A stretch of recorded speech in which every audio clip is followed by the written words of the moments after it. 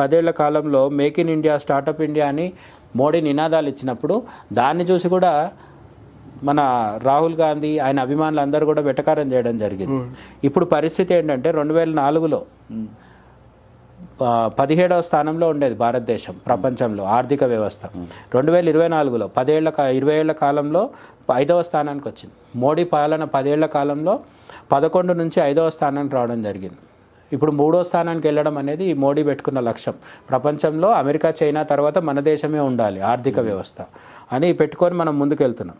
విదేశీ మారక ద్రవ్య నిల్వలు ఫారిన్ ఎక్స్చేంజ్ రిజర్వ్స్ 10 ఏళ్లలో డబుల్ అయినాయి మనకి.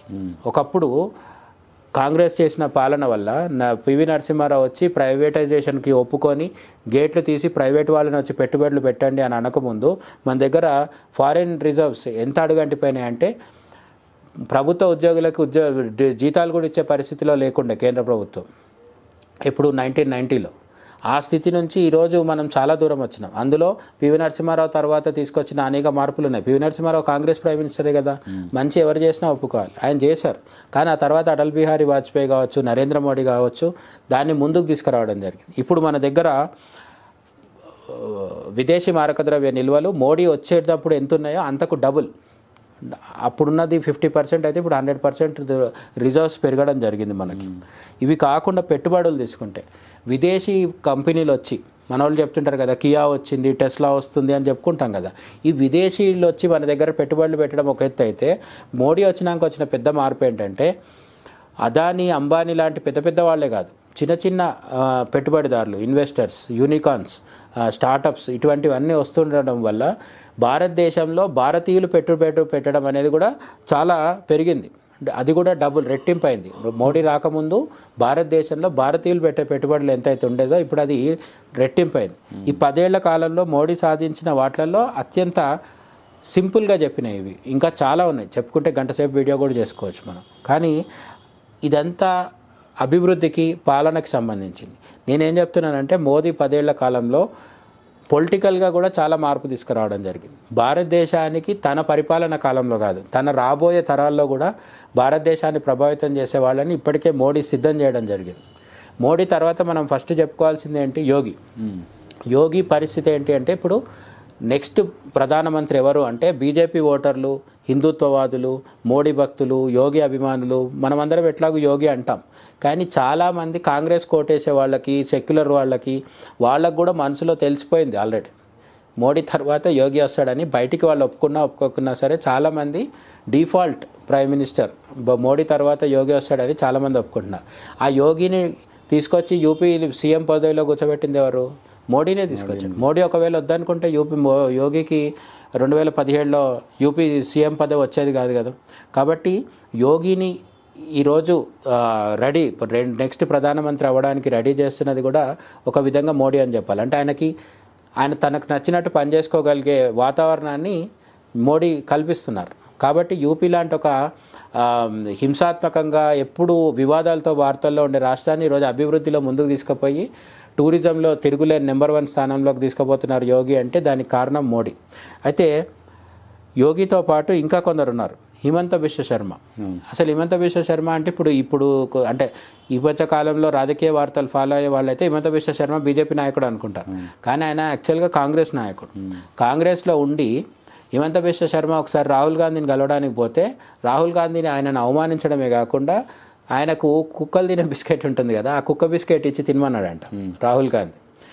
ఈ విషయం ఎవరో కాదు, స్వయంగా హిమంత బిశ్వ శర్మనే చెప్పాడు. నిజం ఎంత అనేది హిమంత బిశ్వ శర్మకి, రాహుల్ గాంధీకి తెలియాలి, కానీ చెప్పింది అయితే హిమంత బిశ్వ శర్మ. ఆ విధంగా రాహుల్ గాంధీ చేసిన కుక్క బిస్కెట్ల అవమానంతో హిమంత బిశ్వ శర్మ వచ్చి బీజేపీలో జాయిన్ అయ్యాడు. కాంగ్రెస్లో అయినా సరే ఒక మంచి నాయకుడు ఉంటే అతన్ని బీజేపీలోకి తీసుకొచ్చి అతన్ని సరి అయిన మార్గంలో పెట్టి ఈరోజు అస్సాం ముఖ్యమంత్రిగా ఆయనని పెట్టాడు. ఆయన కూడా రేపు రాబోయే నెక్స్ట్ దశాబ్దం కావచ్చు, 2 దశాబ్దాల్లో హిమంత బిశ్వ శర్మ ఢిల్లీ రాజకీయాలను కూడా ప్రభావితం చేయబోతున్నాడు. ఆయన కూడా జాతీయ స్థాయి నాయకుడు అవడానికి సిద్ధంగా ఉన్నాడు. నెక్స్ట్ దేవేంద్ర ఫడ్నవీస్, మనం మాట్లాడుకున్నాం కదా, మహారాష్ట్ర లాంటి ఒక కీలకమైన రాష్ట్రాన్ని ఆయన బీజేపీ అక్కడ ఎదగడానికి కారణమవుతున్నాడు. సో రేపు దేవేంద్ర ఫడ్నవీస్ కూడా భారతదేశానికి మోడీ తర్వాత యోగి క్యాబినెట్లో దేవేంద్ర ఫడ్నవీస్ కూడా కీలకంగా ఉండబోతున్నాడు. కాబట్టి మోడీ పాలనా పరంగా పాలిటిక్స్ పరంగా ఏ విధంగా చూసినా సరే 10 ఏళ్ల కాలంలో గత ప్రధానమంత్రులు ఎవరు చేయనంత గొప్ప ట్రాక్ రికార్డ్ని అయితే మెయింటైన్ చేస్తున్నారు. ఒప్పుకోకుండా మోదీని విమర్శించాలనుకుంటే విమర్శించే హక్కు ప్రజాస్వామ్యంలో అందరికీ ఉంటుంది. కానీ గుడ్డిగా మోడీ ఎంత చేసినా సరే చేయలేదు అని భావిస్తామంటే ఎన్నికలు వచ్చిన ప్రతిసారి ప్రజలు ప్రూవ్ చేస్తూనే ఉంటారు. అది హర్యానా కావచ్చు, మహారాష్ట్ర కావచ్చు.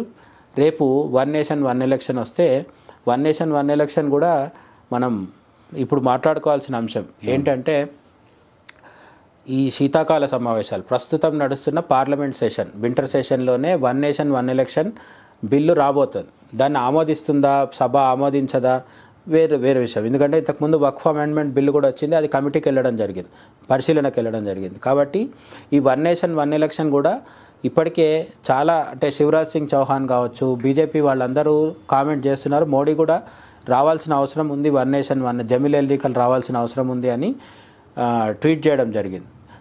అన్నిటికంటే ముఖ్యం ఏంటంటే ఈ జమిల్ ఎన్నికల మీద రిపోర్ట్ తయారు చేసి ఇచ్చిన వ్యక్తి ఎవరు అంటే మన మాజీ రాష్ట్రపతి రామ్నాథ్ కోవింద్. రామ్నాథ్ కోవింద్ అంటున్నది ఏంటంటే ఈ జమిలి ఎన్నికలు ఒకవేళ వస్తే అంటే ఊర్లో సర్పంచ్ నుంచి మొదలు పెడితే దేశ ప్రధాని వరకు అందరినీ ఎన్నుకునే ఎన్నికలు ఒకేసారి జరిగిపోవాలి.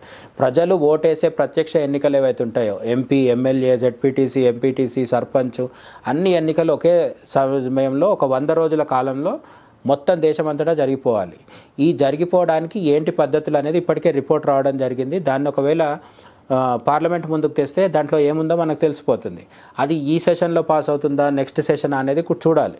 కానీ మొత్తానికైతే 1 నేషన్ 1 ఎలక్షన్ అనేది నితీష్ కుమార్, చంద్రబాబు నాయుడు లాంటి ఎన్డీఏలో ఉన్న భాగస్వాములు కూడా ఒప్పుకున్న విషయమే. కాబట్టి ఇది పాస్ అవ్వడం పెద్ద సమస్య ఏం కాదు. కానీ కొంత చర్చలు, కాన్సెన్సస్ అంటే ఏకాభిప్రాయం తీసుకురావాల్సిన అవసరం అయితే ఉంది. దాని మీద ఆల్రెడీ పనిచేస్తుంది. రామ్నాథ్ కోవింద్ చెప్తుంది ఏంటంటే 1 నేషన్ 1 ఎలక్షన్ వచ్చి ప్రతి 6 నెలలకి 3 నెలలకి ఎలక్షన్స్ లేకుండా 5 ఏళ్లకు ఒకసారి ఎన్నికలు జరిగి మిగతా టైం అంతా పాలన మీద దృష్టి పెట్టగలిగితే మన భారతదేశ జీడిపి అంటే 1 నుంచి 1.5% వరకు జీడిపి పెరుగుతుంది.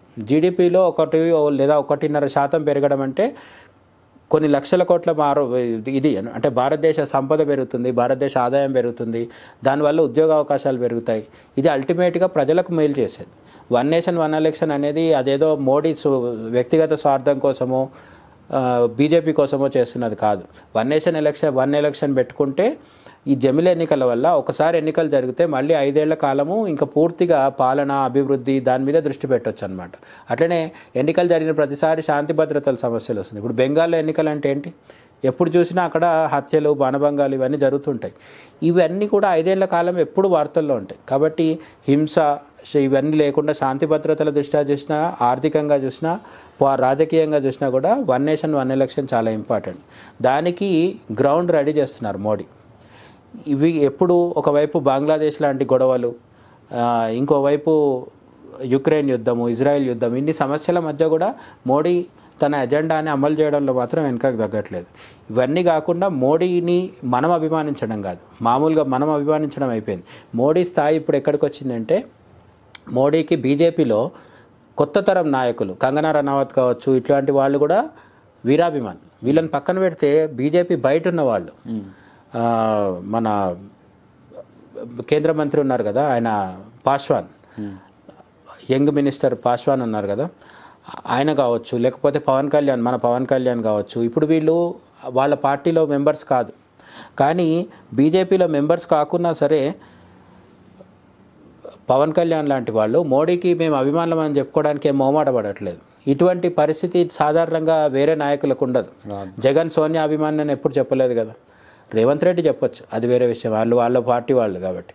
కానీ వేరే ఒక పార్టీలో ఉండి ఇంకో పార్టీ నాయకుడిని నేను అభిమానిని అని చెప్పుకోవడం, నేను మద్దతు ఇస్తున్నానని చెప్పడం వేరు. పవన్ కళ్యాణ్ ఎన్డీఏలో ఉన్నారు, మద్దతు ఇస్తున్నారు. కానీ పవన్ కళ్యాణ్ కావచ్చు, చిరాగ్ పాస్వాన్ కావచ్చు, వీళ్ళందరూ మేము ఆయన అభిమానులమని గర్వంగా చెప్పుకుంటున్నారు. అటువంటి ఒక స్థాయి, అటువంటి ఒక ఫాలోయింగ్, అటువంటి క్రేజ్, అటువంటి చరిష్మా ప్రస్తుతం భారతదేశంలో ఇంకెవరికి లేదు. కాబట్టి 10 ఏళ్ల కాలంలో ఆర్టికల్ 370, అయోధ్య రామాలయం, జీఎస్టీ, నోట్బందీ అంటే నోట్ల రద్దు, ఇటువంటి చారిత్రక నిర్ణయాల తర్వాత మోడీ వక్ఫ్ అమెండ్మెంట్ బిల్లు కావచ్చు, 1 నేషన్ 1 ఎలక్షన్ కావచ్చు, ఇవి అతి త్వరలో అంటే ఈ సెషన్ కావచ్చు, నెక్స్ట్ సెషన్ కావచ్చు, మొత్తానికైతే ఇవి జరగబోతున్నాయి. కాబట్టి మోడీ పాలనలో మళ్ళీ నెక్స్ట్ యాడ్ అవ్వబోయే గొప్ప విజయాల కింద ఈ రెండింటిని మనం ఆల్రెడీ కన్సిడర్ చేయొచ్చని నా ఉద్దేశం.